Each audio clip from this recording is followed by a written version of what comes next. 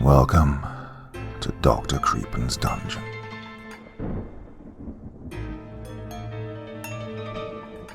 Well, it is said that gold is a luxury, but that trees are true necessities.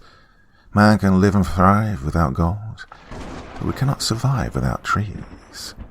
But that doesn't mean that trees and forests are safe havens, as we'll see in tonight's stories. Now, as ever before we begin, a word of caution. Tonight's stories may contain strong language, as well as descriptions of violence and horrific imagery. If that sounds like your kind of thing, then let's begin. In the world of a private reporter, one can and likely will be subject to a variety of strange occurrences.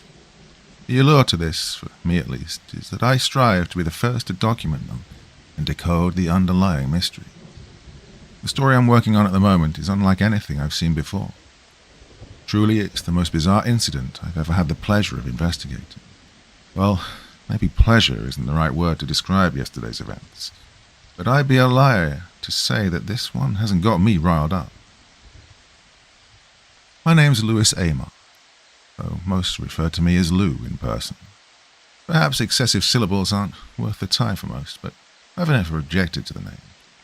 I've been a private reporter, investigator to an extent, for the majority of my adult life. I suppose that, in some ways, my passion is similar to that held by mountain climbers, cavers, and other such hobbyists. The endless search for virgin territory to sink my teeth into. But, as evidenced by my experience, some things are not worth the intrigue. They're better left alone, to stagnate outside of public awareness. I'm getting ahead of myself. Now, let me begin at the beginning, at the flame which ignited the trailing fuse. I live in a relatively large town in Utah, you know, the Red Rock type of place, broiling summers and usually mild winters. The cold is dispelled much by the town's surroundings, sheltered by hills and mountains, though on the flip side it turns into a greenhouse out of hell in the hotter months as a result. Now all of this started yesterday. Been running dry on juicy stories to dig into for a few weeks, and was just going about my weekly routines. I found myself ambling down the cracked pavement, heading to my favorite grocery store to stock up. I mean, there wasn't anything massively special about Rockamart, but I always found the staff there to be the friendliest of all, often finding myself late to other deadlines for the day as I lost myself in conversation with Jimmy, the store clerk. My usual venture was cut short when I spotted a boy stumbling down the road. Not the pavement, the road. Couldn't have been more than 17. He seemed to be in a fugue state. This wasn't a huge shock to me, though, seeing as the heat could quickly force heat stroke on a person if they aren't careful about sunscreen and water intake, even in the spring months. I slowed my pace, scuffing my trainers on the asphalt, and whipped out my phone to take a recording of this, just in case anything concerning happened. It took a considerable amount of time for the teen to wobble his way close enough to discern anything else, but when he did, my worries started to blossom upon seeing the details. The first thing I noticed was his eyes. He didn't seem to have any control over them whatsoever. Instead, they were lazily rolling around in his sockets like poorly fitting glass eyes. Full-on googly eyes. I'm glad I decided to film in retrospect, because it became apparent that he was babbling about something. His words were messy, as if haphazardly plucked out of an alphabet soup. The only words I caught at the time were, "We take, it takes, can't stop knowing, and give it back." Of course, all this meant nothing to me at first. Simply the sun-beaten ramblings of someone who needed assistance. I moved toward him with the intention of helping, which seemed to draw his attention. He almost tripped over as he turned toward me, before messily jogging his way over. In an instant, he had his dry, almost scaly hands wrapped around my shoulders, uttering further nonsense in an apparent attempt to tell me something of utmost importance. I kept recording, though the footage consisted only of the boy's dusty tank top and frayed jean shorts. Other than his previous phrases, I wasn't able to catch much else, other than his frequent repetition of variants of, "Stop thinking." I tried to pry myself from his grip, but his hands were white-knuckled in determination to tell me something, an effort which in the end amounted to nothing. I started to panic, fearing he might accidentally hurt me in his stupor. Images of my skull cracked open on the curb flashed across my mind, when a strange movement within his eyes caught my attention. It looked like his eyes were reflecting some dazzling light source, dancing around on their glassy surfaces. I only saw this for a moment before the kid's eyelids drooped and he loosened his grip. He proceeded to stumble his way down the road a while longer, before catching his foot on the curb and meeting the fate I'd previously imagined awaiting me. I heard a sickening crack as his forehead struck the dry pavement, and the shape of his head notably shifted on the inside. Of course, I was stunned at what I'd just witnessed, but I was present enough to notice that despite such a fatal head injury, blood leaked from his head as infrequent droplets, leading to bright crimson splashes against the contrast of the drab asphalt. Now, normally such an accident would leave a miniature sanguine pond in its wake, but not this time. And the weight of the situation hit me, and I resisted curiosity to reel myself back from dissociated awe. My camera app was still recording, so I ended the video and pulled up the keypad, dialing 911 and requesting immediate medical assistance. During the 5 to 10 minutes before the ambulance arrived, I made my way over to the boy and rolled him onto his side. With his hair hanging back, I could see the injury in full, and it wasn't as bad as I'd expected. Still, no signs of life were left in the eyes of this poor kid, and his chest remained still. What lay before me was no longer a person, no thoughts or hopes bounding around in that dead skull. The paramedics were quick to swipe him up and ship him away, but the futility was evident in their expressions, eyes hanging low. After they drove away at the solemn speed of a hearse, I was left standing alone, with no evidence for what had just happened other than a few stray red drops on the road and, of course, my footage. I went about my grocery shopping without any attempts at socializing, and hurried home so as to review the footage, and most importantly to back it up. A mobile phone can be a fleeting thing in comparison to the online storage service I've been subscribed to for some years now. So, I got home, unpacked, and set my focus on rewatching the video, over and over, in hopes I could unearth something that I hadn't at first noticed. Honestly, the guy was so out of it, I wasn't able to decrypt very much other than a few things. First, I noticed a detail that had been glossed over before. Around the upper portion of the kid's head, there was a very faint mark, circling the perimeter of his skull. It was no surprise I hadn't noticed it, seeing as how faint it was, but it looked like something like, well, a pink scar tissue. There was no point in going any further with this, with no background on this guy, but it went into my notepad nonetheless. Second, and lastly, I was indeed able to make out some more of his words, but the rest remained a nonsensical tumble-dryer of letters and sounds. Most of what I could discern is irrelevant to my writing here, but at 2 points in the video I distinctly made out the words northwest, western, in the hills, up at between those peaks, the red and the dust and the red and the rust. This may seem useless to even consider building upon, but as a journalist those words made a big difference in this new project. Well, not at first. At the end of the day, it was just a tragic event, a life removed too soon. But my loose transcript proved its worth after meeting with one of my good friends, Davis, who just so happened to be in the local police division. I contacted him about what had happened, and to my surprise he replied with an invitation, rather than just the fleeting interest I'd expected. Apparently an autopsy was required as the boy's death couldn't be sufficiently explained by his head injury, which was found to be minor. Davis asked if he was free to meet in a local park later in the day, so we could discuss the mystery surrounding this kid. Something about a staggering post-mortem discovery. So, as planned, I met with Davis on the Jerusalem Green. I found him smoking on a park bench overlooking the park, but he didn't seem overjoyed upon seeing me. He looked more, well, paranoid than anything.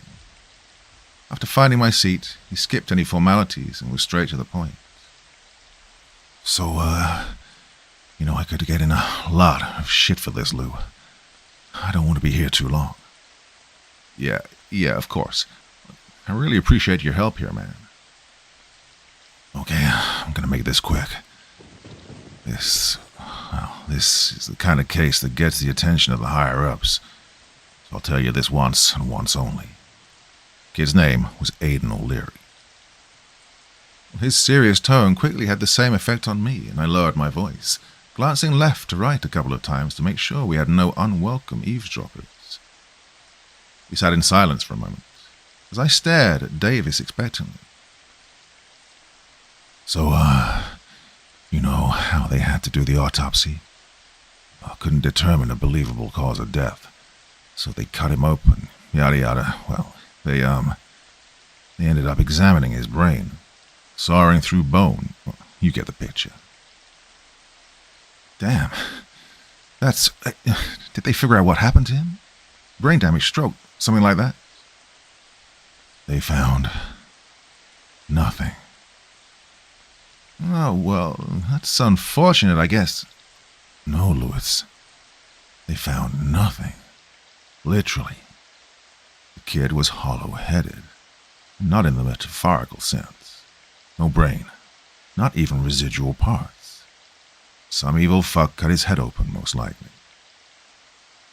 Well, even being second-hand to this revelation, I was shocked and appalled that anyone could do this to an adolescent. It dawned on me after processing what I'd just heard, the glaringly obvious sore thumb about the whole thing. Well then, how was he alive? How long for? My questions garnered no response. Instead, Davis just sat there, dead-eyed and slowly shaking his head. Well, I relented and just sat with him, sharing a moment of baffled silence. I can't tell you anything else, man. I'm already risking my job, so if you don't mind, I'll be off now. Nice seeing you. And with that, he was gone, back to his daily schedule. The walk back was slow, energy redirected into my thoughts as I ran through the endless possibilities of explanations which might change the pure impossibility of the incident. Even after getting back and sitting at my desk, my fingers lay idly on the work surface as my mind raced in a desperate effort to understand. Well, I haven't come to any adequate conclusion yet, so I've decided I'm going to go look into the kid's identity. See if I can't find his socials, figure out what he's been doing, where he was last seen. Well, you get the idea. And I'll be contacting my partner in crime, Annie, also a journalist. Hopefully she'll help in having a different perspective, something like that. Hopefully she's not too busy. Oh, honestly, I have a feeling she'll shelf whatever she's working on in favor of looking into this. So, if it works out, we'll be spending the rest of the day doing research.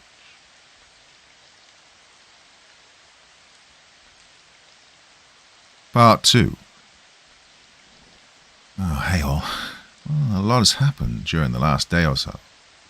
I've calmed down a bit, so hopefully my writing will make some sense.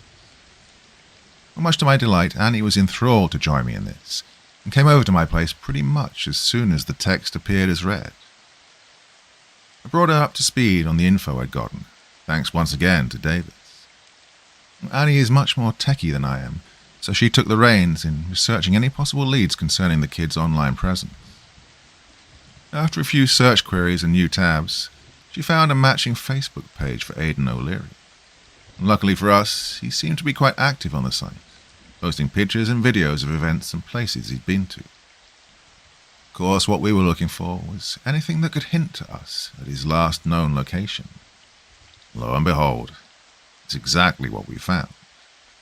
Well, we assumed that to be so, given his following radio silence. It was a selfie picture of himself and a friend on a hiking trail somewhere up in the hills. Both were kitted out with a generic set of backpacks, cargo shorts, sunglasses, the whole package.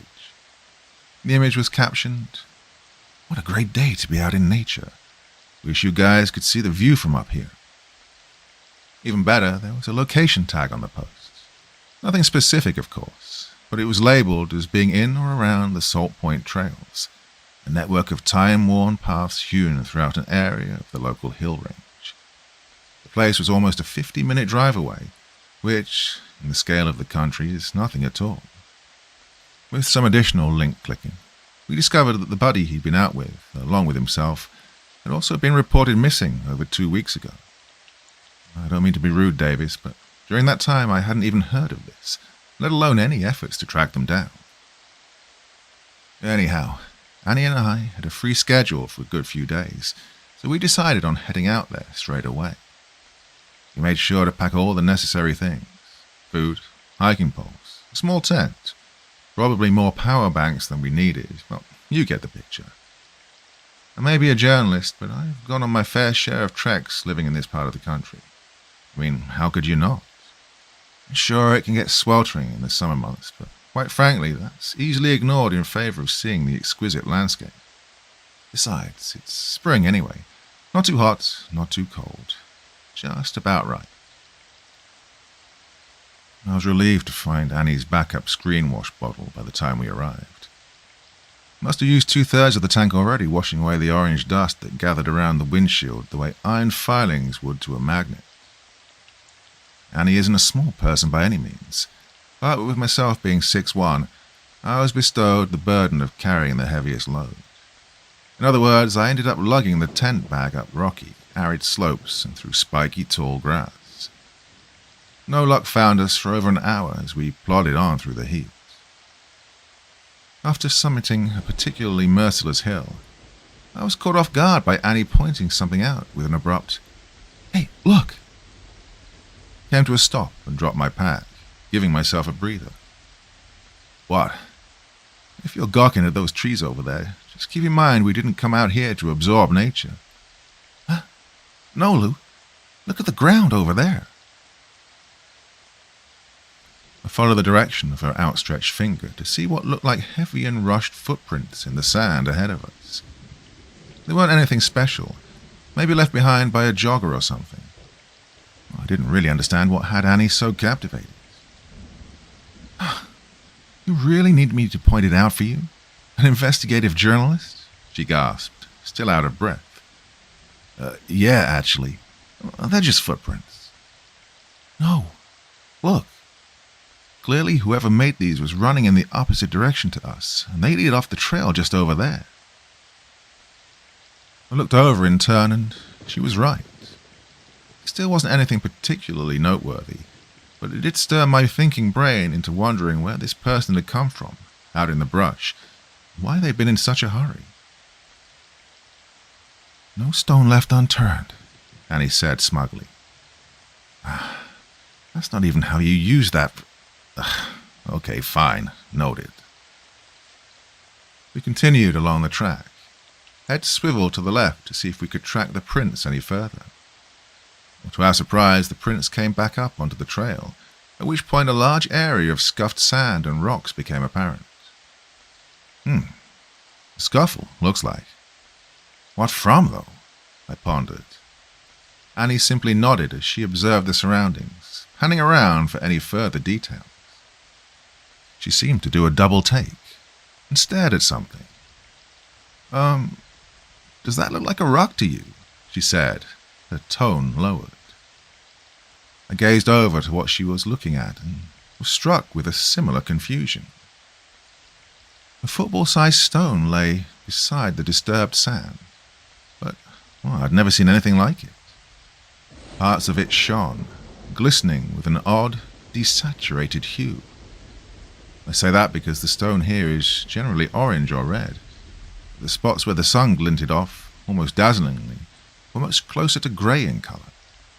On top of that, it had a bizarre texture to it, wavy and grooved, almost like... Annie cautiously approached the foreign object, then crouched down, swiping brunette strands out of her face. She prodded it with her walking pole. My brow furrowed further when, in response, the thing jiggled, like it was made of jelly. "Wait, No, it's... Holy shit, Lou. It's a brain. What? A brain. I'm no anatomist, but that looks awfully similar to a human brain. The realization made me recoil in disgust. With morbidly comedic timing, the smell hit my nostrils. The sickly sweet stench of past fresh meat, festering in the midday heat. But it didn't smell like your bog-standard rotten flesh. No, there was an almost smoky hint to it. One could have chalked that up to the sun acting as an open cooker. But after willing myself to inspect the brain more closely, I realized it was covered in scorches and severe burn marks. Hey, doesn't look like there was any wildfire here, right? I asked Annie, who'd also noticed the oddity. Well, if there was, it was a stealthy one, she half-heartedly joked. Not the time, Annie. We should have turned back then. Don't know why we kept going. Maybe because I'd been running dry on meaty stories, and maybe to get to the bottom of this conundrum, I don't know. It was irresponsible, yes, but something deeper in the mountains was calling out to me, asking me to come and see what it was hiding. The terrain was more forgiving now, at the very least, and with the sunset came a cool blanket of dusk air, which felt great.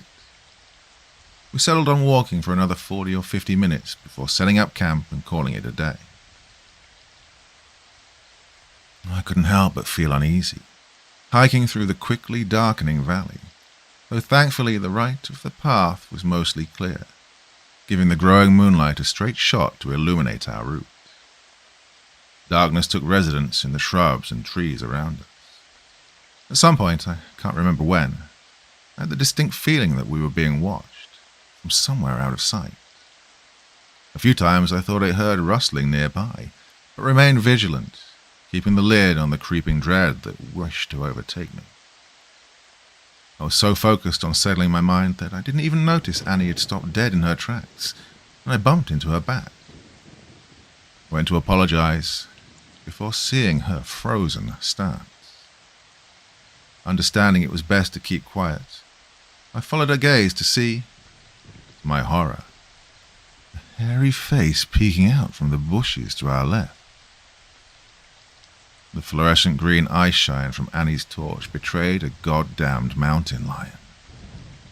Of course, just our luck. The bastard had probably only just now come out to hunt, and its eyes were set on us. If you ever come across a mountain lion out in the hills, you can be sure that it saw you a good while before you noticed. It seemed to register its hiding place had been foiled, and it slinked out onto the path ahead of us. Slowly, back away, I whispered. I remembered then the rule of making yourself as big as possible, but we had no coats to spread open. So I came closer to Annie and said, "Hey, get up on my shoulders, quick." She understood my intent and followed my instructions, after I'd bent down onto one knee. I grasped her shins in my hands and stood back up with some effort. Oh, the big cat didn't seem to like this and recoiled momentarily, before composing itself and letting out a low growl. If you've ever heard the growl of a mountain lion, you'll understand the primal fear it instills. Methodically, it resumed its movement toward us, testing the limits to see how close it could get before striking. Panicking, I kicked a stone at it with as much force as someone carrying a person could give. It yowled in surprise for a second, but this one was determined and continued its approach. It was then that the rapidly forming cloud formation that smothered the moonlight came to my attention. Somewhere far above the peaks ahead, swirling grey clouds grew into a dense mass of mind-bending coils. It happened so suddenly that I almost dropped Annie. An intense light flickered on from somewhere inside that murky nebula, before an intense beam of light erupted from within. It was the most powerful spotlight I'd ever seen, panning across the valley in cicada-like movements, searching for something. Every time it swiveled, a distant vibration could be heard, which I imagine is what also drew the mountain lion's attention away from us. Before I could even turn all the way to look, the white floodlight fell upon it. Instantly, the cat fell onto its side, yowling and screeching while it convulsed in pain. Even from a distance, I could see its hairs singe and smoke, its skin bubbling as if exposed to the surface of the sun, before pale white flames spewed out from its eyes, ears, nose, and mouth, and in an instant completely engulfed the wailing animal. The poor creature screamed unrelentingly for what felt like hours, when in reality it was more like 20 seconds or so, until just as quickly as it had settled, the spotlight started its frantic motion once more. Annie broke our shared stupor and pushed herself off of my shoulders with adrenaline-fueled agility. She grabbed me by the wrist and hauled me over to a large boulder off to the right to take cover. Mere seconds after we'd reached it, the gleam cast the rock's shadow, which stretched out far behind us. And there we sat, shivering in fear, contrasting the unmoving light that waited for us to emerge. For the following 5 minutes, my heart yearned to leap out from my chest. And so, when we were once again plunged into darkness, the relief washed over me in waves. I waited another few minutes, looking into Annie's wide grey eyes, before daring to glance out from behind the rock. Those clouds were gone, but underneath where they once were I saw something that, somehow, I hadn't initially seen. There looked to be some building higher up on the slope of a large hill. It was dark and distant, but even then I recognized the architecture to be unlike any other structure you might find in the state, or hell, the country even. After feeling like I'd stared longer than I considered safe, I returned behind the boulder and looked over to Annie, who was just as shaken as I was. With an effort to ignore the smell of burnt hair and flesh, we set up our tent without a word and climbed inside. Well, thank God there's reception out here. The sole fact of having access to the internet calmed my nerves enough for me to write this up. Well, we're going to sleep this feeling off, hopefully. I haven't told Annie about that building up ahead. I'll show her tomorrow. But even then it'll take some convincing to get her to come. I know. How could I possibly want to go any further after what I've just seen? Well, call me crazy, but the events of today have only added more fuel to the fire of my intrigue.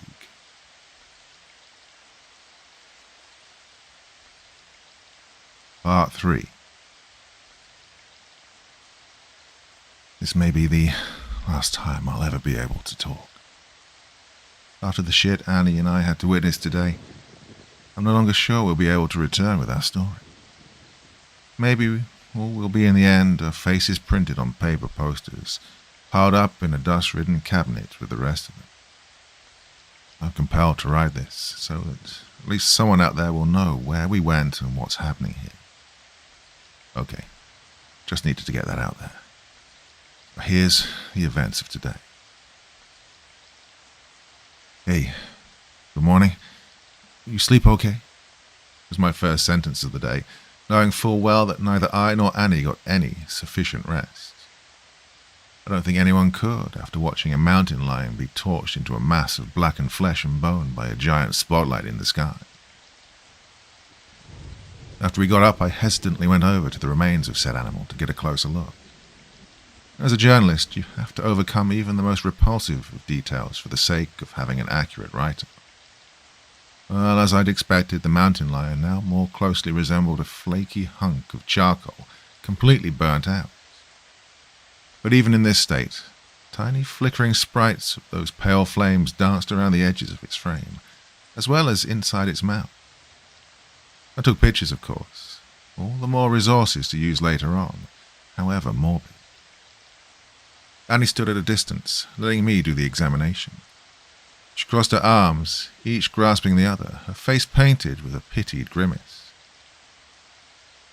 She was most definitely reluctant, but her interest was stolen away after I pointed out the peculiar structure a mile or so up ahead.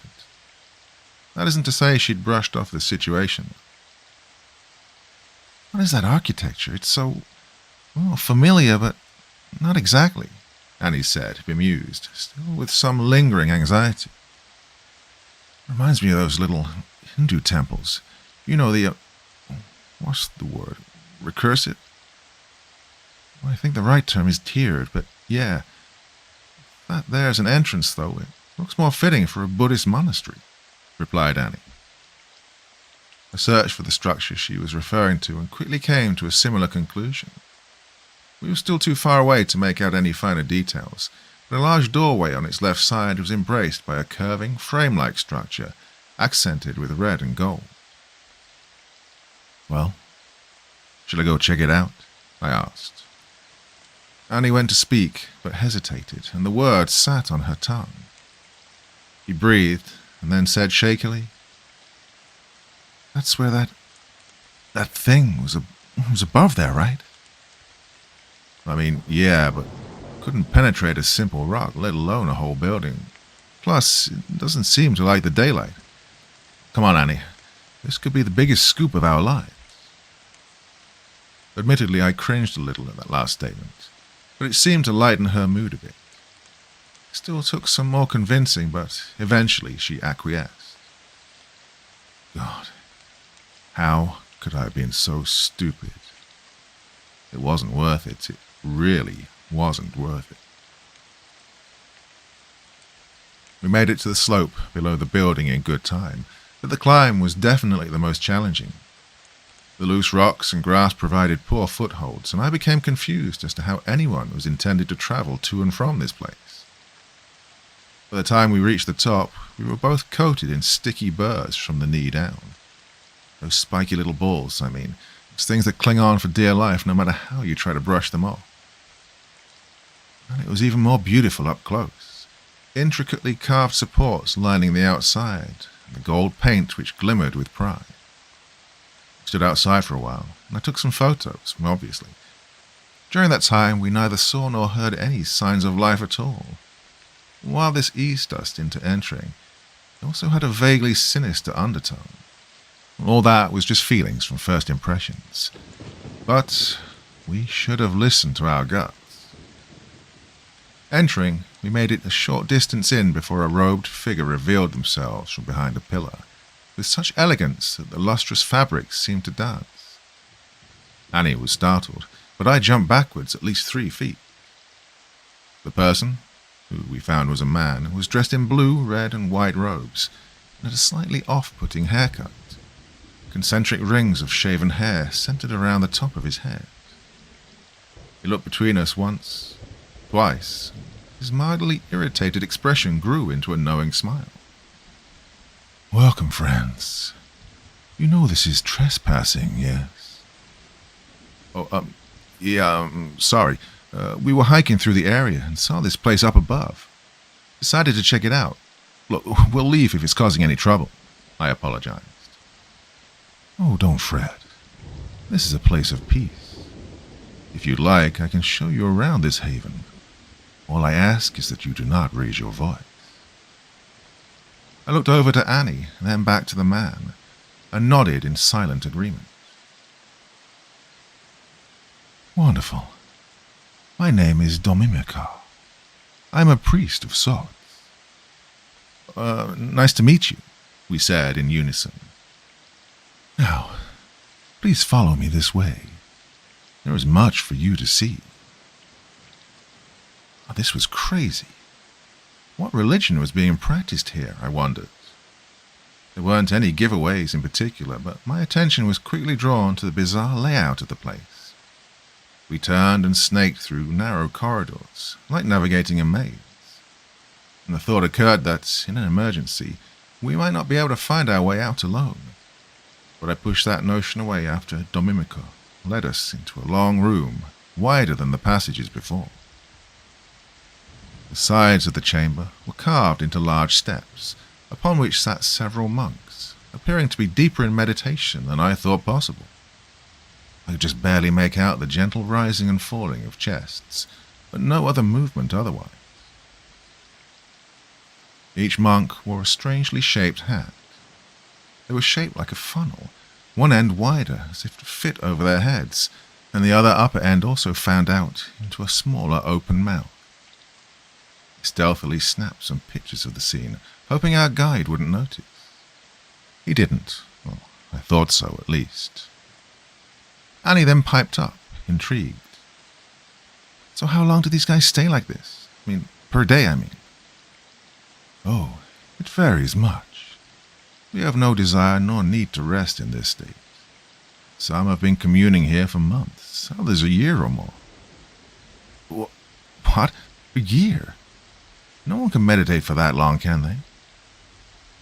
Annie's confused barrage had no effect on Domimicar, as he continued his slow strides down the length of the room.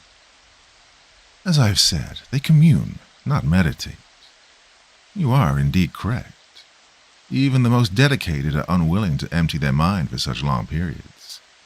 This is not what our practice entails." Well, I was hooked now. "Communing? What do you mean?" He didn't reply, instead beckoning us to follow him to the next location of interest. After more of the same coiling tunnels, we emerged out into the biggest room yet. The outer walls were lined with small carved pillars, which segmented the view of the scenery, and the floor was so polished I could practically see the pores on my face when I looked into it. Incense burners littered the area, and what appeared to be brass tools of some kind were hung on the pillars. But by far the most staggering feature was the gargantuan object that rested in the center of the room. Dozens more monks encircled this object, all still and silent statues. The more I tried to work out what this thing was, the more I was pulled to it. There was some allure to it which transcended any rational explanation. Here we are. This, my friends, is our connection to the great well, stalwart and steady. Annie was trapped in the same trance as I was, and slowly circled the artifact in awe. "Is it a tree?" she asked. "Dear me, no," chuckled Domimicar. "No, this is what remains of one of the 9 beings. It's how we are able to communicate and weave our minds into the great well." Upon processing his words, I came to the realization that we were standing before a skull of an immense proportion. The symmetry gave it away, but it didn't resemble any species I could think of, especially any of that size. This thing was bigger than a school bus. Scaffolding adorned one side, with steps leading up to the top. The square plate on its crown looked out of place, looked like a wooden hatch with a brass handle affixed. Thought back to what Domimicar had said, and a question came to mind. You keep talking about this well. I'm guessing that's metaphorical? Like, it's not an actual well where you bring water out from." Before I could get an answer, 2 others entered the room. The simple notion that there were more people here that weren't among the unmoving monks shocked me, if only for a moment. Domimicar's face lit up at this. "Good morning, Yerhemi. I see that this one is ready. Marvelous." "Indeed, his affinity for the well is exceptional. I am sure of this," said the man called Yerhemi in a rather breathy voice. He escorted with him a monk of younger age, leading him to the wooden steps beside the great skull. They ascended, and upon reaching the top, Yerhemi gently grasped the young man's head and muttered something to him, in a whisper I couldn't quite make out. His face was solemn in that moment, but that quickly fell away to a blank expression. The man then turned and knelt down over the hatch, reaching out his hand and pulling it open. He remained on his knees and bowed his head forward, where he remained still. At this point I started recording a video of the ordeal. This was way too interesting to pass off. Yerhemi then produced a metallic object from somewhere. I didn't see how he could have stored it within his robes, but nonetheless, there it was. It was a large, flat band shaped into a ring, bearing tiny mechanisms on the interior, slit-like holes with thinner protrusions emerging from them.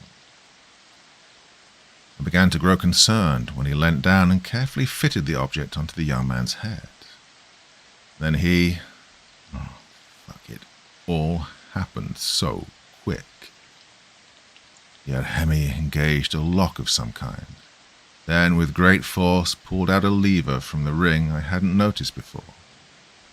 The switch was flipped 180, and the band was then twisted around the monk's head.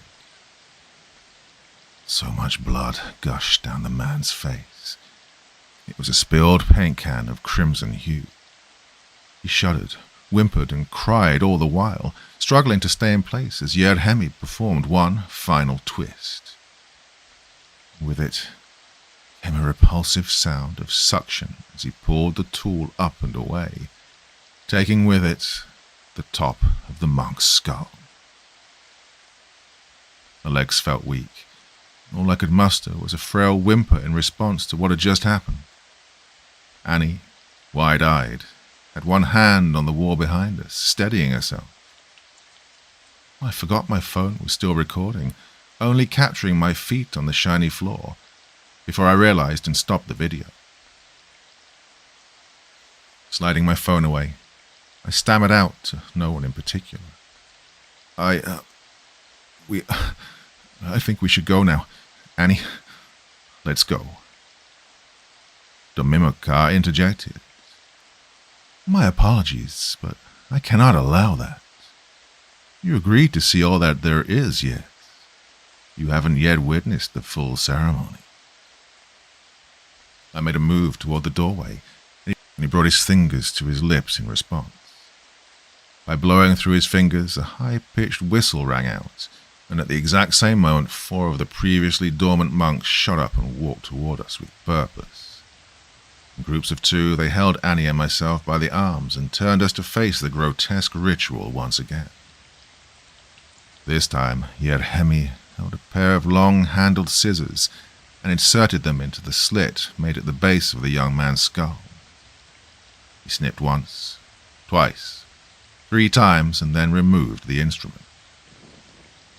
Next, in the horrifying slideshow of surgical operations, he used what I presumed to be the same scalpel that had made the previous incision and began to slice away at the edges of the exposed grey matter. Off peeled the translucent veil from the brain's folds, yet Hemi allowed it to slide out into his hand with a wet slap. Please, I don't want to look. Let us go, I yelped, as Hemi once more held the bloodied scissors. Reaching down into the vacant cranium, he went on to cut twice, severing what I can only imagine to be the poor man's optic nerves. I heard the monk whispering, "Dark.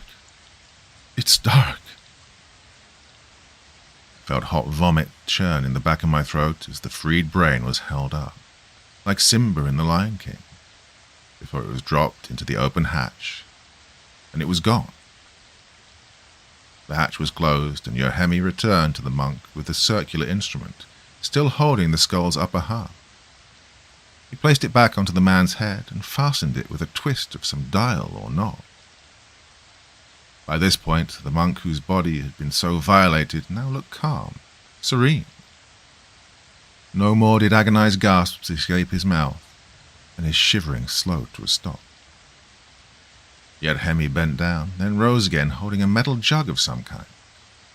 He opened the lid, allowing steam to billow out, and plunged a brush inside.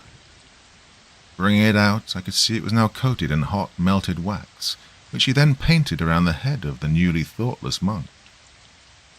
Finally, he produced another of those funnel-shaped hats, and pressed it firmly onto the man's head, holding it for several moments until the wax had set. It was over, thank God. The monk rose to his feet and was escorted back down the scaffolding. After reaching the floor, he paced out into the room on his own and sat down amongst the others in silent communion. Well, I could only repeat, "Why?" Though the more pressing question that didn't occur to me at the time was, How? After a deep inhale, Domimikar declared, "Glorious it is, the day a person was lost, but a receptor gained, who will one day be accepted by the vast well and guide us in the forthcoming day." I was dumbstruck at how the man in front of me saw joy in whatever the fuck had just happened.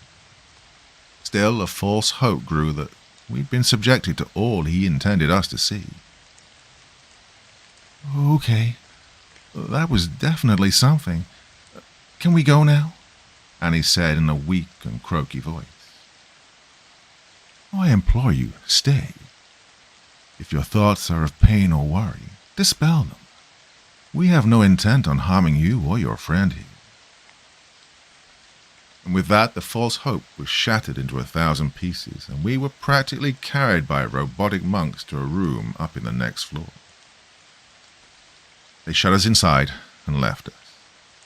The far side bore the same ornate pillars, though much more closely packed together, so that they more resembled cell bars than anything. I waited for a few minutes and then tried to leave. The door wasn't locked, but swung open to reveal 2 of the stone-faced monks, as if they were waiting for me to try it.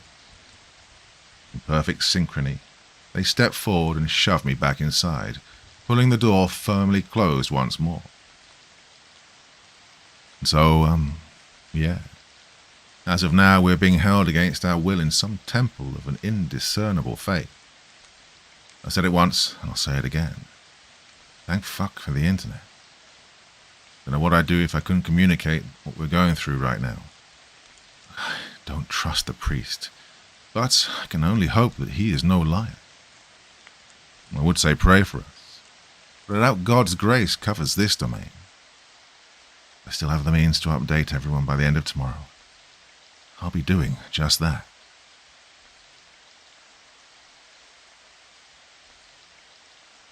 Part 4.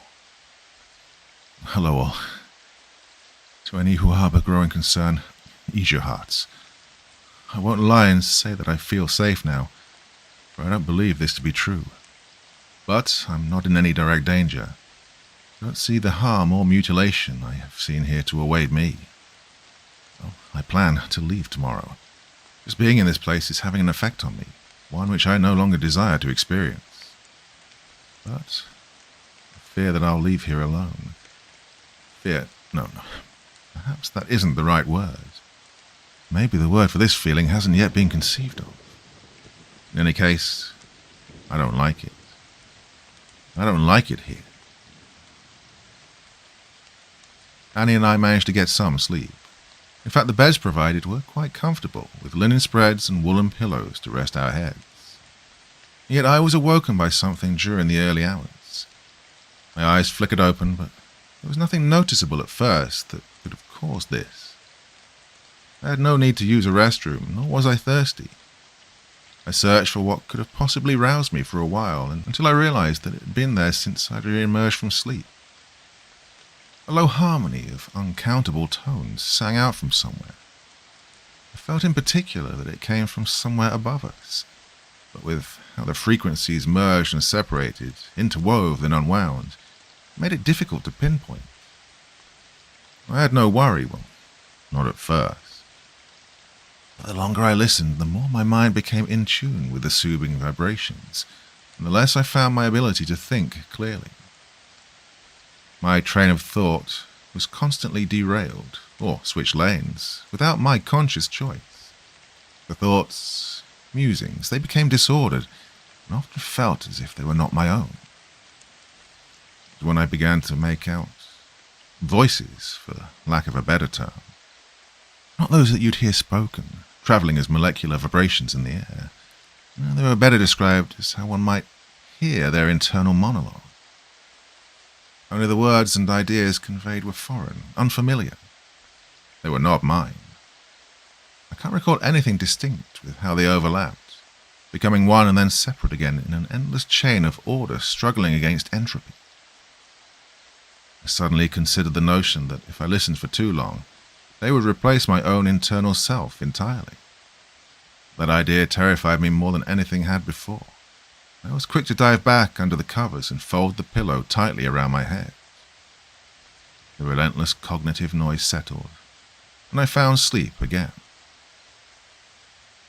I was disturbed once more, this time with faint orange rays pouring in through the gaps between the pillars. Unlike before, I immediately registered that a sound had woken me, and I shot up into a sitting position to see Annie had done the same.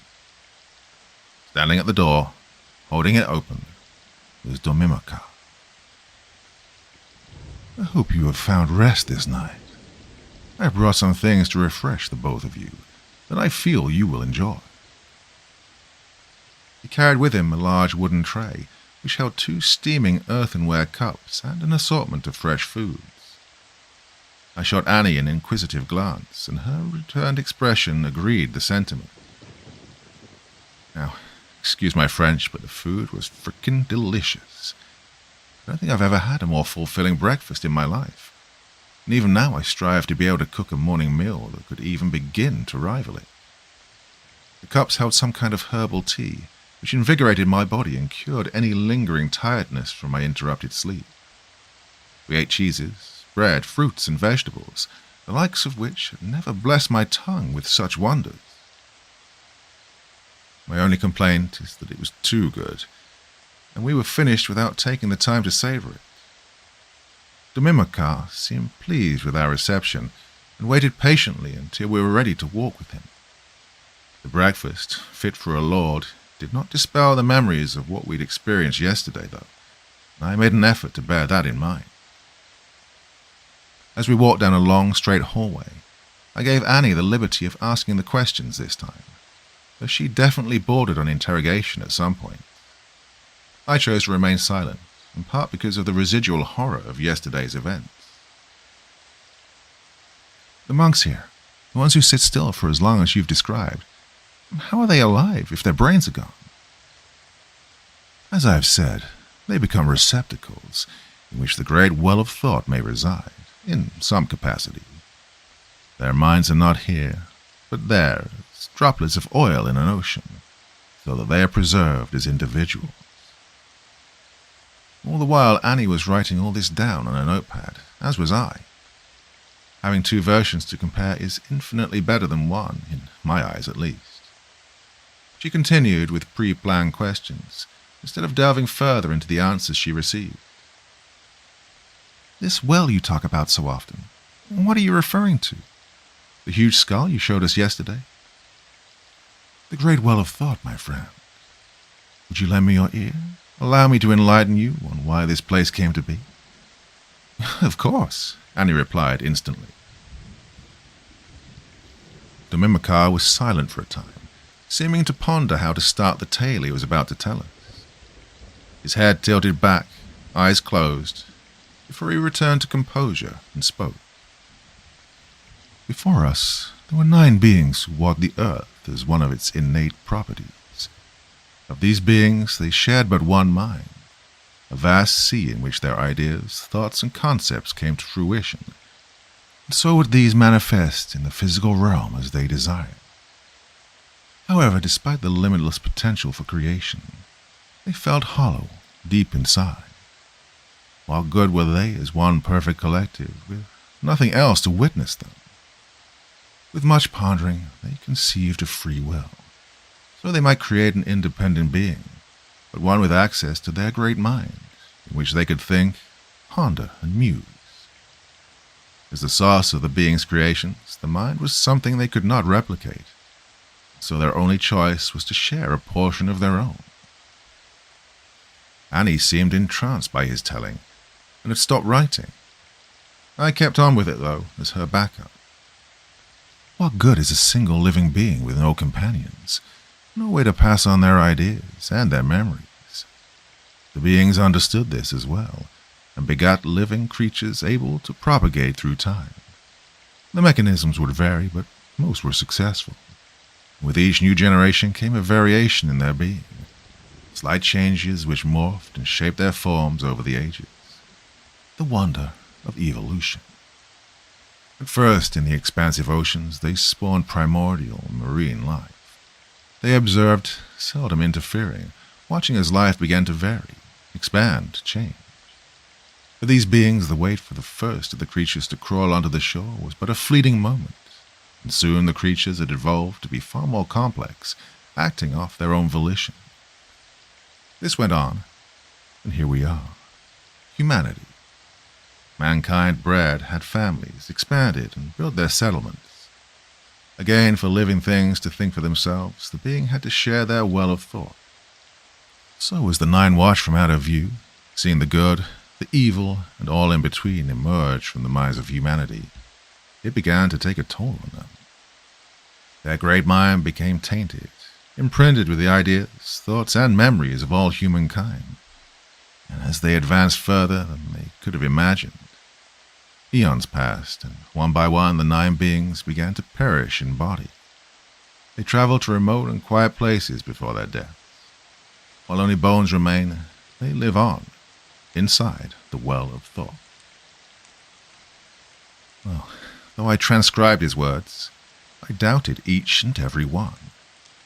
How many men had proclaimed their dogmatic truths, all claiming to speak the words of a deity, taking themselves for prophets?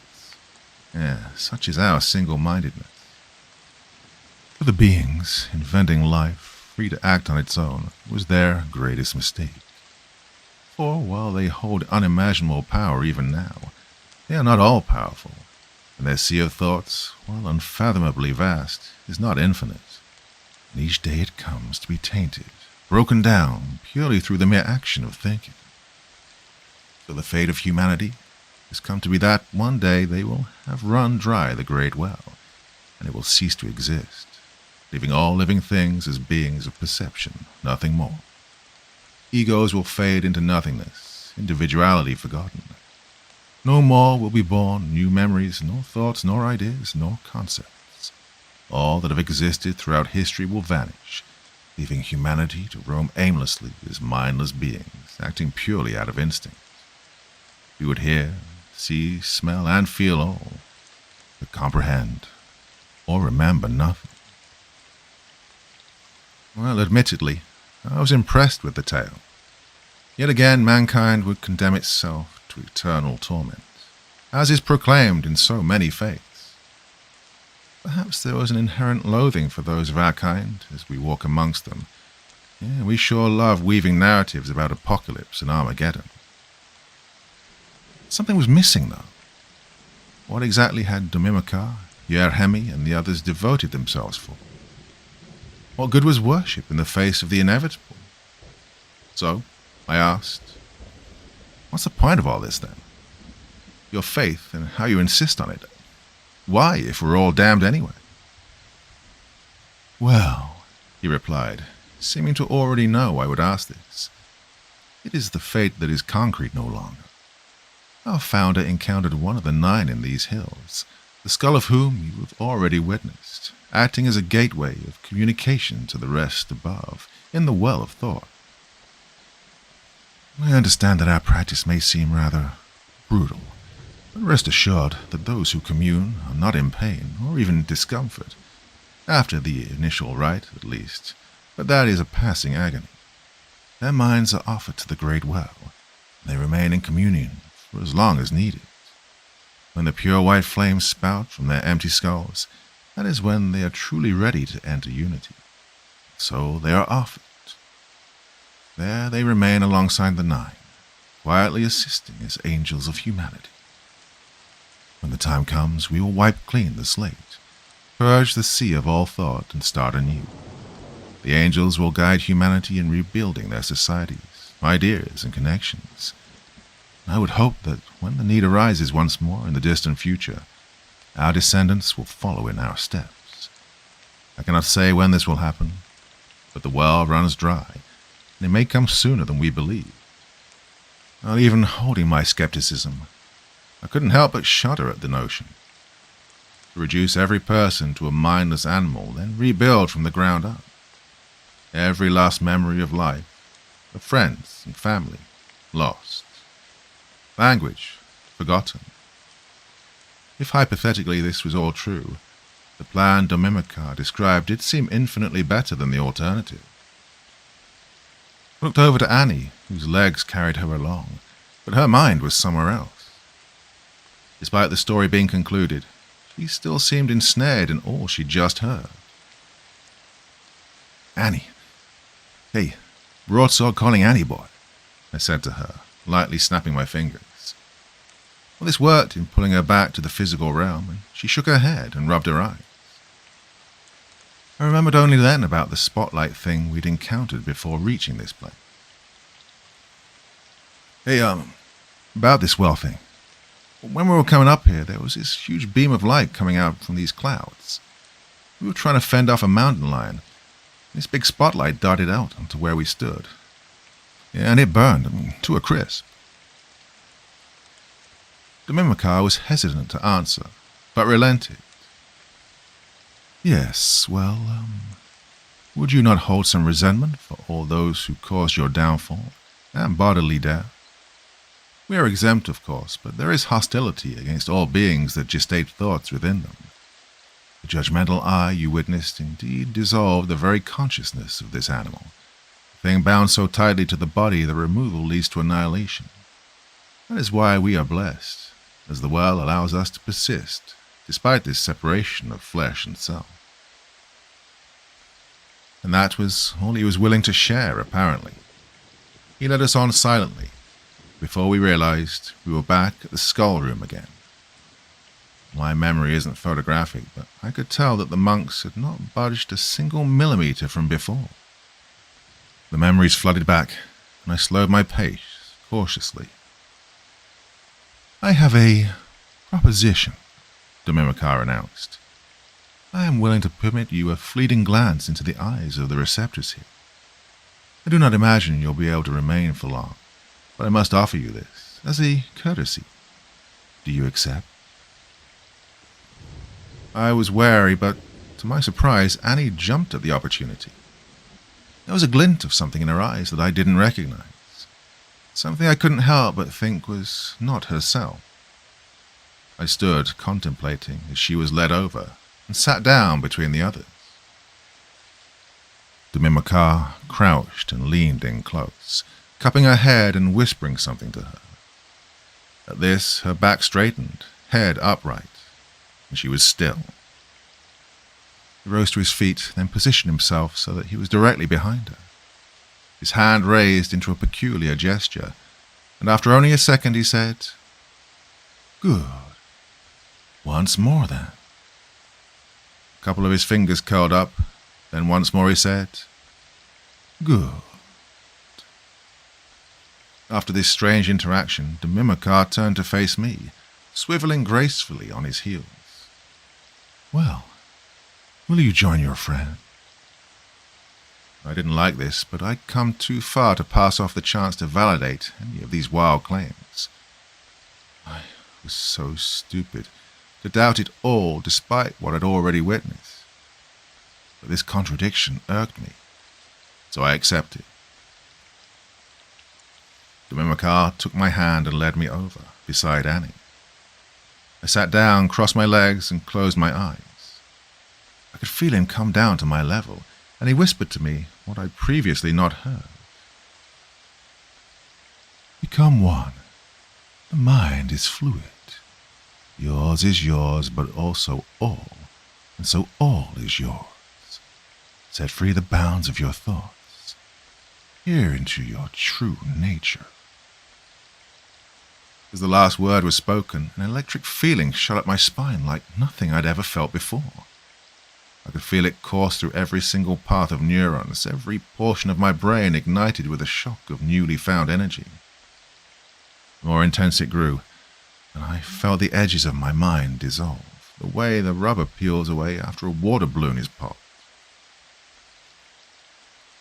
My eyes opened. Actually, it was more like I no longer had eyelids to hold closed. I found myself elevated, higher up. Confused, I turned and looked down, only to see my cross-legged body upon the polished floor.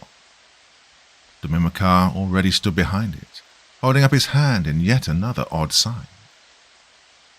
For some reason, it occurred to me to count the fingers he held aloft. 1, 2, 3, 4. "Very good," he exclaimed, and the realization dawned on me what the purpose of this was, to make sure that I was indeed separated from my corporeal form. His fingers fluttered, so he now held up 7. I counted. Marvelous. It is now time for you to see our patron. Suddenly it was as if I was rocketed upwards, far into the heavens above. All I saw was white at first, till the feeling of G's pulling on myself ceased and my vision cleared. In front of me was a vast plain, rippling like the ocean surface. Unlike the previous whiteness, it was mottled, sullied with sickening hues of green, purple, brown, like endless patches of bruise and rot, eating away at the reality where I stood. Well, it would be inaccurate to say where, because all at once I saw it from an infinity of angles and positions, as if I were peering inwards into my own consciousness. Memories from places unknown filtered through me, and I remembered lives I'd not lived, names that were not mine, parents and children I'd never known. It occurred to me that I wasn't really sure on which of them were mine anymore, unable to distinguish between my own experiences and those of people who died long before my birth. Even so, all these memories were fleeting. Not one stayed for more than a moment before being replaced by another. I was Shakespeare writing Macbeth. A bullet traversed my brain as Abraham Lincoln. I hunted a mammoth with crudely made spears. I felt a scream, but with no body I heard nothing.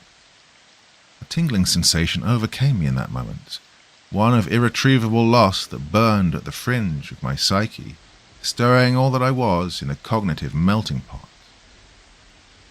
Again, the sudden acceleration hit me. Before I knew it, my eyes were open, and I finally heard my own screams. So bright, I felt blinded, like a flashbang had gone off in my face. A harsh stench hit me then. Something burning.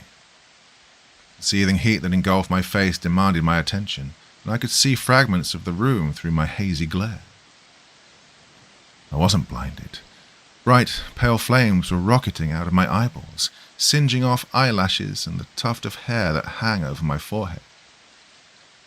I smacked at the fire wildly with panicked whimpers, all I could manage at the time with the equally intense blaze spewing from my mouth. My face felt like it would melt away if this went on. The Mimicar was at my side, and through some esoteric practice the flames dissipated. I sat in wide-eyed terror for a long time, before coming back to myself. The smell of burnt hair hung around us, and I could already feel the stinging pain over my face, lips and eyelids raw. As feeling returned, I remembered. Annie. I whipped round to my right, fearing the worst, but saw her with the most serene look on her face, not an ember to be seen. But how could she be so peaceful in that place? I felt the question escape my lips without realizing I'd spoken. Yes, she seems to be well attuned, doesn't she? It's rare to see such an affinity at first communion. Exceptional, the Mimicar exclaimed. Yeah, it does seem that way. Well, I'm sorry for your experience, Fran. I shan't ask any more of you. She didn't return for a few minutes. Supposedly, I was only there for about 10 seconds. But in that place, that span felt like countless lifetimes condensed into a single moment. I couldn't fathom it. I didn't want to be honest. We must have spoken for a long time as we walked before, as the sun had already started its descent. We were led back to our guest room, all the while Annie spouting revelations and realizations that meant nothing to me. In my eyes, she was speaking complete nonsense, things so far-fetched that I had trouble understanding what she even meant. From what I could tell, it was like she'd been somewhere else entirely, in comparison to what I'd seen, that is. The abrupt change disturbed me. She seemed almost a different person. God, I'm so tired now. My eyes are begging to close as I write this, despite the swollen blisters over my face that burn more with every passing minute. Well, hopefully I can sleep uninterrupted tonight. We'll leave tomorrow, I'm sure of it. I can't imagine anything else Domimikar could possibly have to show us. I already know that I won't be returning as the one who came here, but I refuse to lose any more. I'm worried more for Annie than for myself. I don't like how she was acting. The words sounded from someplace else. Yes, right. First thing tomorrow, we're gone. Now, if we make it out, expect an update later tomorrow.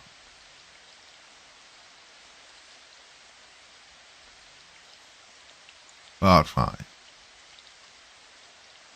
I'm standing out in my garden at home.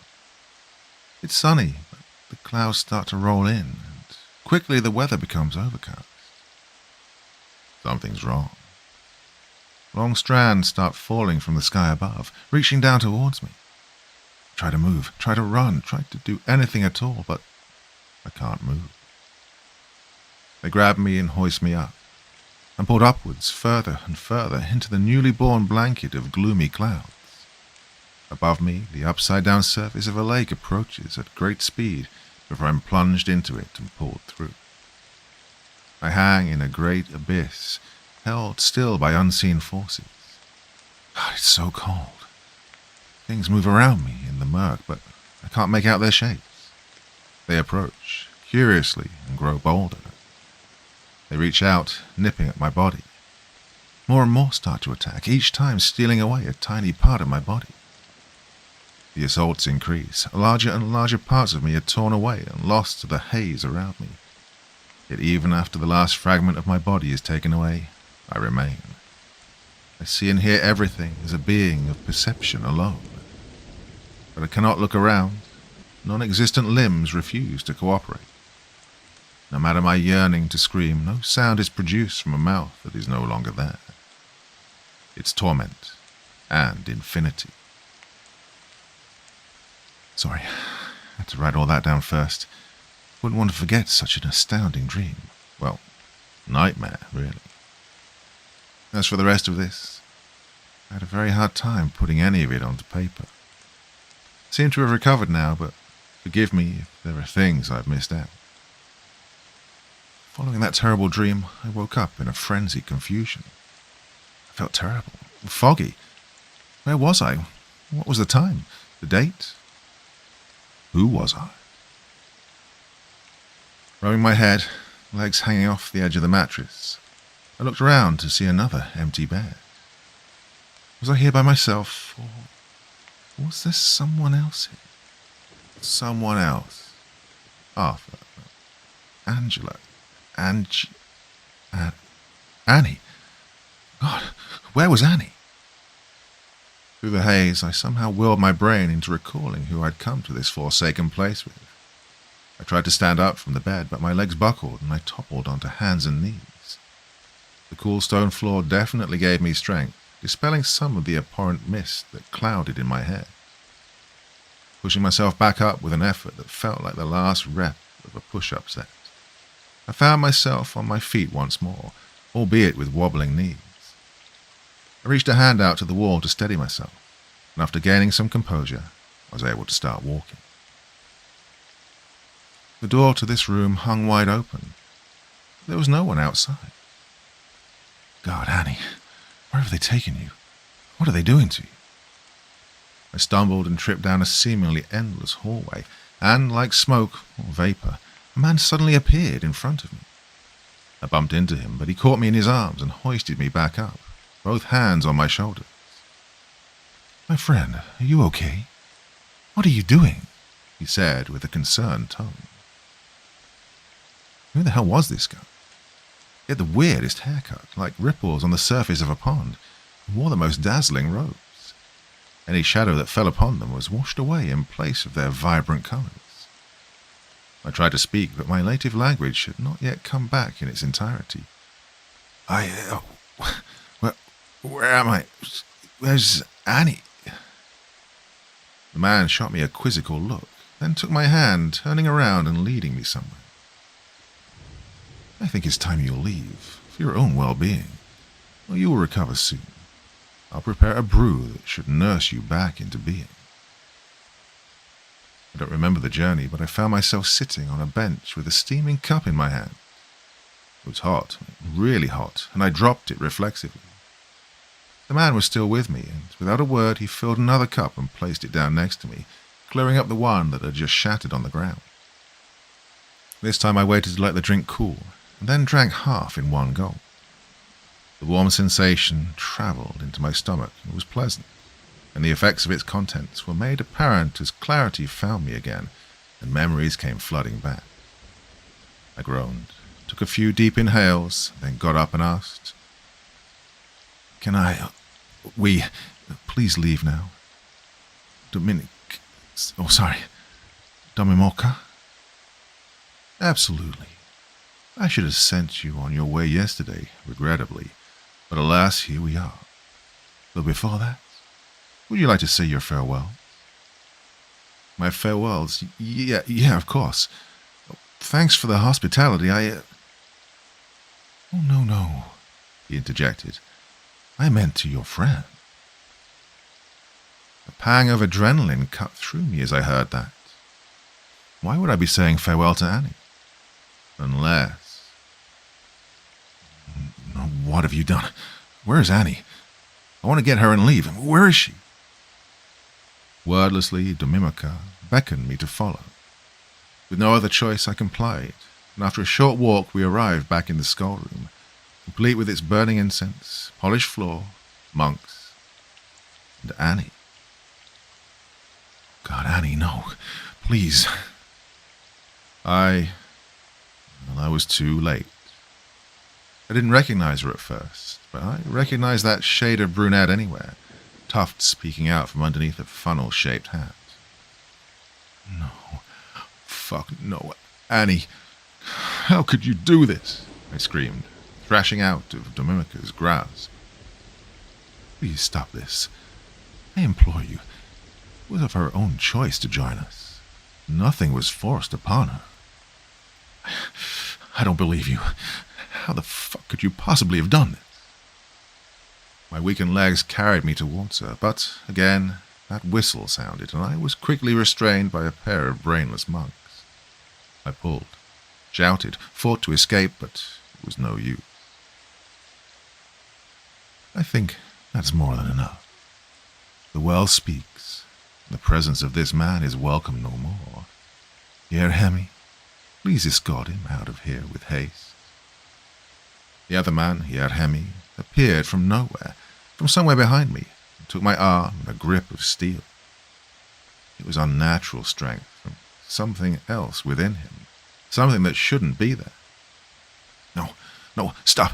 Let me take her, please. The whole time my head was turned backward, screaming out for Annie, even though I knew there was no possible scenario she could return with me. My throat was shredded by the time we arrived back at the entrance.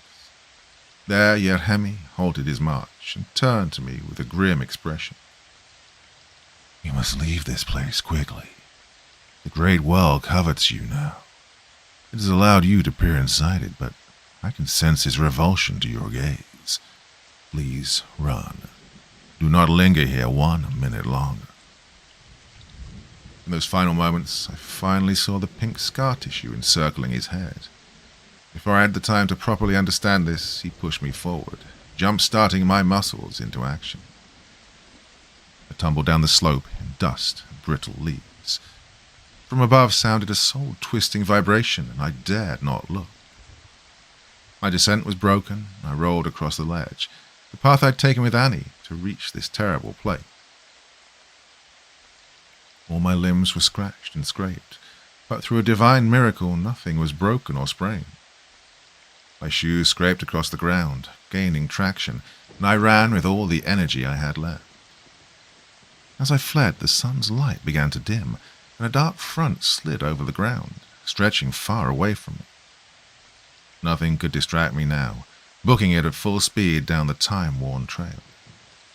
Sounds like thunder erupted from far above, an awful crackling resonance that penetrated flesh and bone.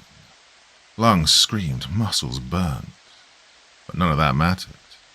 Even if I never walked again, I would absolutely choose that over being taken by incomprehensible madness, the same one whose eyes were now on me. Without warning, my foot caught on something, and I rolled head over heels, gashing my cheek on a sharp stone in the process. I forced through the dizziness and turned to sit upright. A mistake. Oh, what a mistake. In doing so, I'd unwillingly turned around to face back from where I came. I tripped over some strange black object, and it hit me then, what had hindered my escape. It was the same blackened, seared corpse of the mountain lion from days before. No more white flames this time, but I don't know why, but I looked up. I immediately regretted this decision, as I saw those dark grey coils tighten around each other in a way that made my head ache. It condensed, twisted, and grew impossibly until a colossal blanket smothered the midday sky. It dwarfed the formation we'd seen before, tenfold larger in size and span. Didn't want to acknowledge it, but the cerebral shape of the formation was obvious now. And then they parted.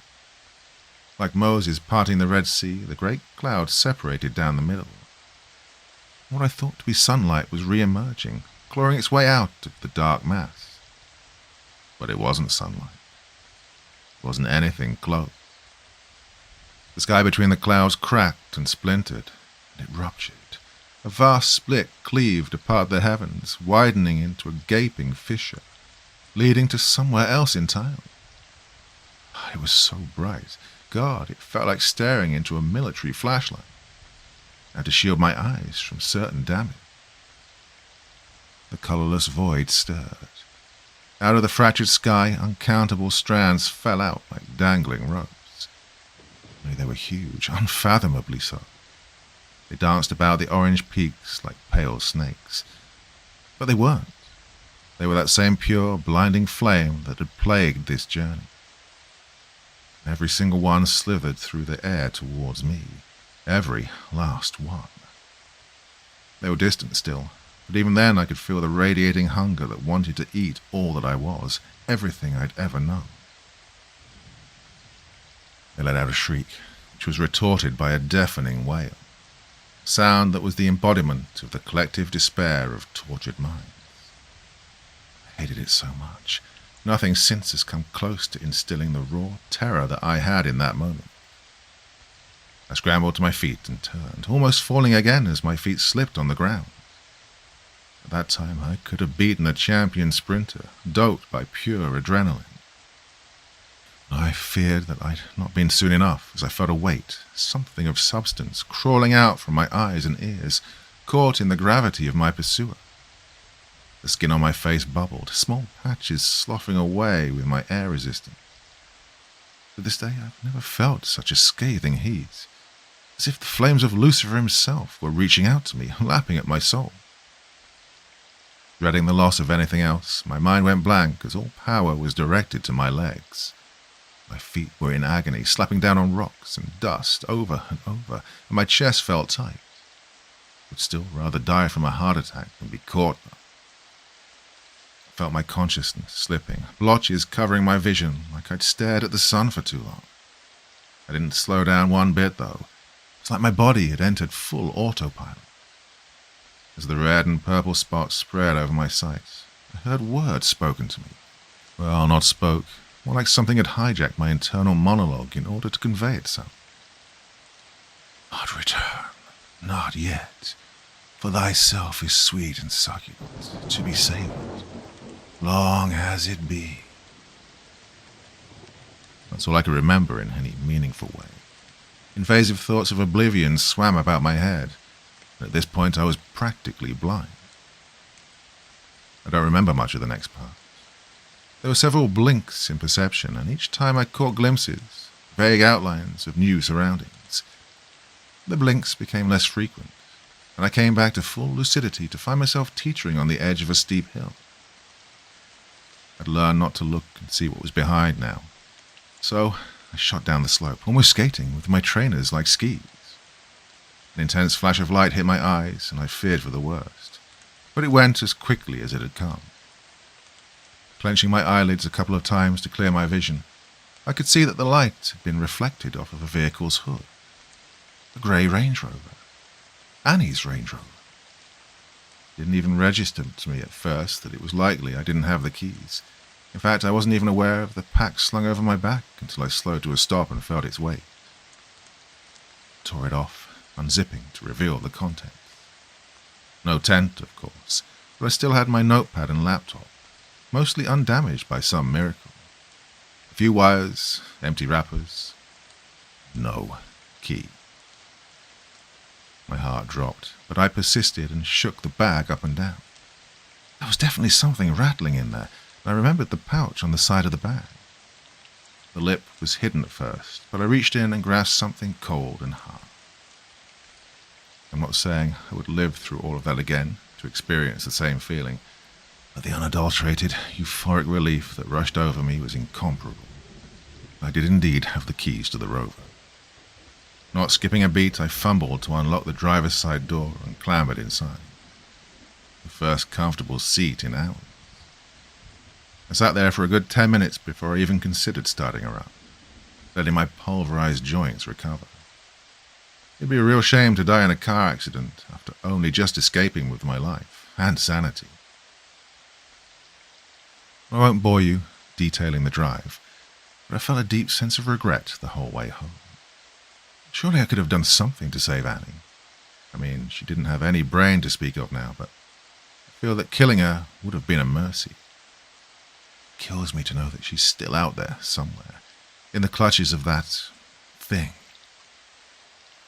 The shock started its onset barely 5 minutes from home. The burning pain radiating across my face was subdued. I just about managed to get back and park safely. I exited the car and opened my front door, stepping inside with total vacancy. I made it a few steps into the living room before, ultimately, my legs gave out and I collapsed from exhaustion. I woke up later, seeing it had already started to grow dark outside. For a blissful moment, I was spared the memories of all that had happened. That was short-lived, though, and as it came rushing back, my eyes widened and I jumped up off the floor. I called 911 and requested an officer. Who could have guessed to see Davis standing on my porch after opening the door to urgent-sounding knocks? I explained everything. Well, not everything in truth. I wasn't even sure if I could understand half of what I'd witnessed.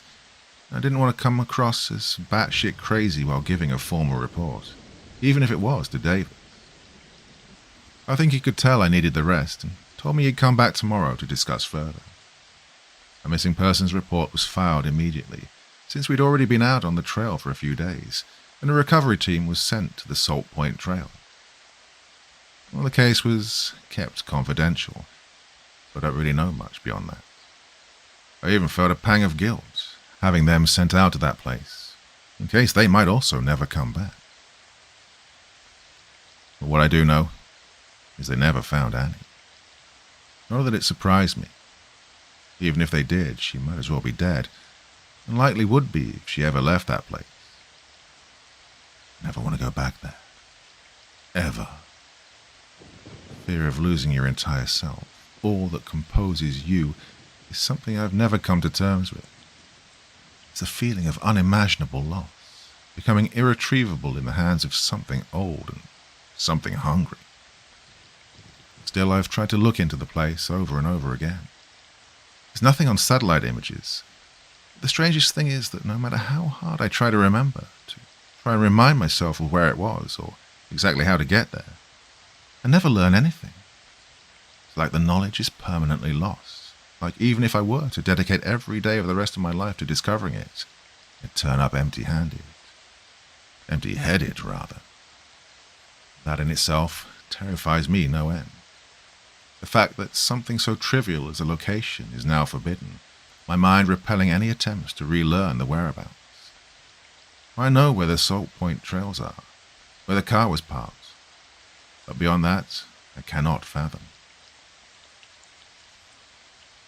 I would write for Annie here the whole "if you're out there" thing, but I know in my heart that she will never find rest. Only eternal dissolution, the total loss of everything unique and dear to her. One could see it as a hell of sorts, to be an undying being of unbiased perception, knowing and remembering all from everywhere, but without the ability to solidify any of those thoughts or memories. Well, I don't think I'm going to try and sell this story after all. It'd be an insult to my partner in crime, but even disregarding that, it would just read as a jumbled mess of nonsensical events, likely the deranged hallucinations of a sun-stricken man. So, I think I'll just keep this here. This is a warning. There's something deep in the hills of Utah, and it's not benevolent. It's unnatural, a deceiver between the peaks. This is not just a piece of creative writing here. If you were to encounter whatever's out there, you'll wish you'd never been born. Endless non-existence is child's play in the face of this. I don't think anything I was told there was true. Or maybe but a heavily warped truth. One that even the monks themselves could not see through. I fear for them all, that beyond a shadow of doubt, they have been deceived.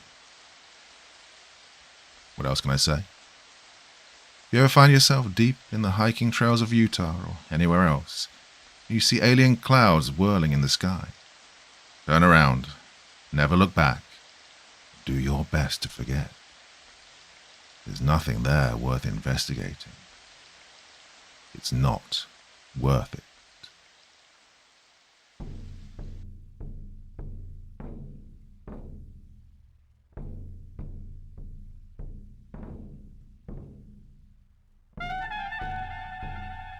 And so once again, we reach the end of tonight's podcast. My thanks as always to the authors of those wonderful stories, and to you for taking the time to listen. Now, I'd ask one small favor of you. Wherever you get your podcast from, please write a few nice words and leave a 5-star review, as it really helps the podcast. That's it for this week, but I'll be back again same time, same place, and I do so hope you'll join me once more. Until next time, sweet dreams and bye-bye.